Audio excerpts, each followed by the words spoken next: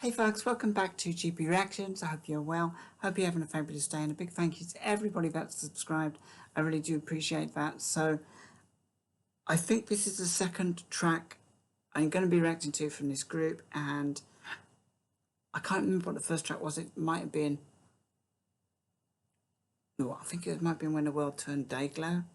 But anyway, this is Ray Spex, and this is their track Art-i-ficial. It's the first track on their first album, Germ-Free Adolescence, which was released in November 1978.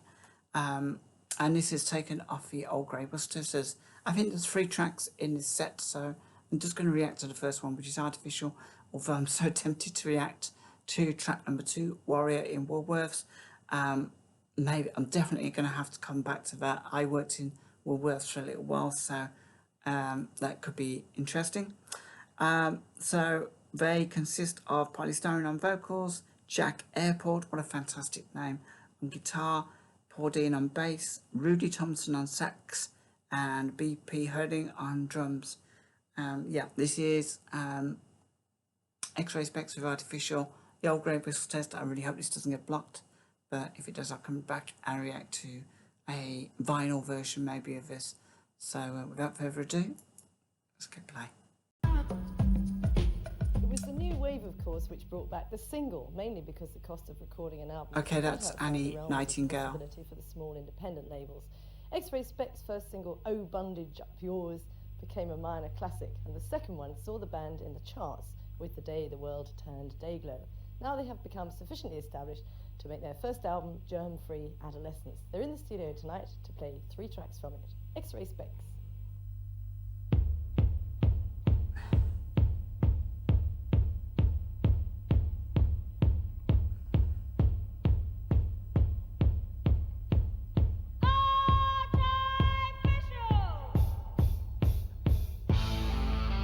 How to announce the song.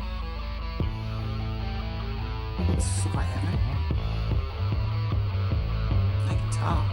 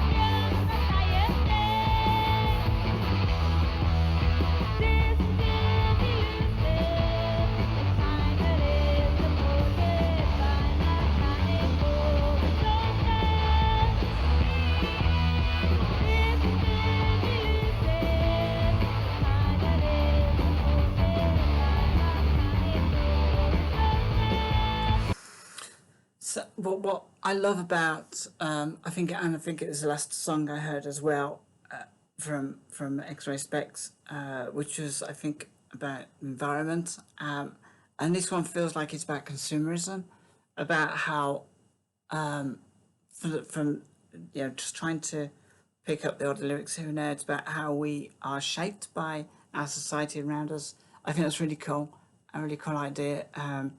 I mean, these are things that we talk about nowadays, but it's really refreshing to hear a group like this look at these look at these issues from not from a sort of like what's the word, rose tinted spectacle kind of hippie, airy fairy, out of this world kind of way, but looking at these issues as how they are practical things around us that affect our lives, that we do, that we might not realize that we do, that we consume, and how they affect our immediate environment and stuff like that with when the world turned day glow.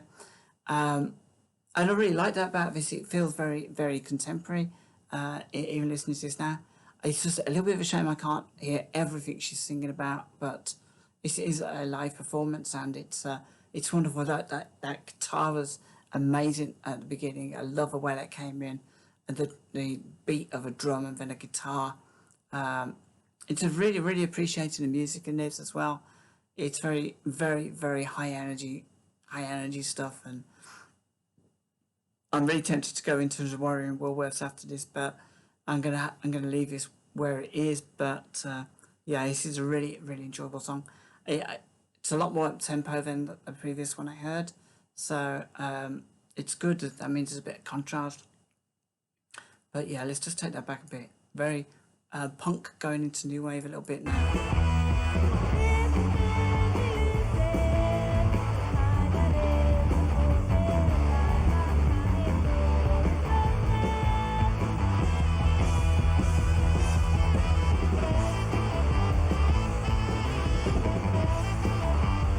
Sax break.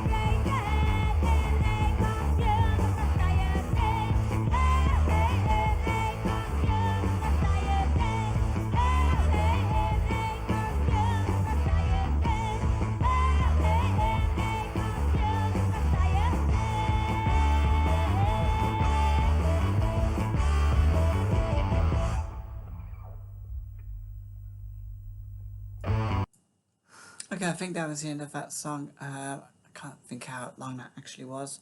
A couple of minutes long, but and I really enjoyed that. That was so high tempo, very short, but they pack a lot of information in. It felt very much with a message that it wasn't overly aggressive, but it was put across. It's sort of here's the message that I want to give you, and delivered with this lovely kind of punk, slightly new wave. Not quite going into synths, obviously, but it had that kind of feel about it. It was on the tail of punk coming in with that message, and I loved it. It was great. It was great. I'm not sure entirely what the message was about. I think it was about how we are shaped by our society and what we buy and stuff. So let's just jump straight to the lyrics. I know I'm artificial, but don't put the blame on me. I was reared with appliances in a consumer society.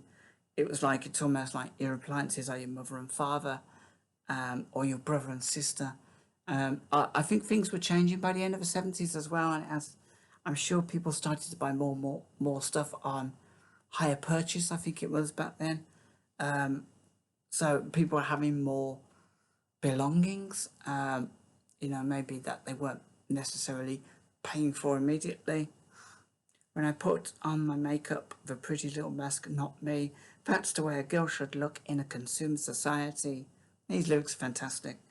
I am a consumer society. I am a consumer society. So you are basically defined by what commercial interests want you to be. So they make you look a certain way, and then it's a case of, well, you look this way, that's why we're selling you these products. But ultimately, they're convincing you to buy products in order for you to look and behave a certain way and live a certain way. Existence elusive, the kind that is supported by mechanical resources. I want to be Instamatic camera. I want to be frozen pea. I want to be dehydrated in a consumer society. I think there was other songs as well around about the time that kind of referred to over consumption, I guess, of new ideas, new products and stuff, just to satisfy what's the word I'm looking for? Capitalism, I guess. So yeah, and then she kind of repeats the same message over and over again, and so yeah, it's a great little message, and a little bit different from the previous track, which was the day the world turned day glow. I probably got that track wrong, but I love the pace of this. It was contrasting with the pace of the previous track. Very interesting. I'm curious to know what germ-free adolescence is like now for the rest of the tracks going in. I love the performance. I've always loved performances on the old Grey Whistle Test and seeing Annie Nightingale. I think that was Annie Nightingale at the beginning. It's wonderful to see her. I did send her an email the once many years ago, and she replied. She replied straight away, which I really appreciated. Showed a lot of interest, and it was really nice. I felt more connected with somebody that I used to listen to a lot when I was in my earlier days, and yeah, it's nice to see her on this show. And I keep forgetting that the old Grey Whistle Test wasn't just Bob Harris, and that there were other people as well that presented it. Anyway, please let me know what you think of this track, and do you remember it? Is there anything else on this album that I could be listening to? And yeah, for sure. Do you have any nostalgic memories from this time when this came out? And anything else you know about this band, please let me know. Join me in the comments below. Till next time, take care of yourself and have a super day.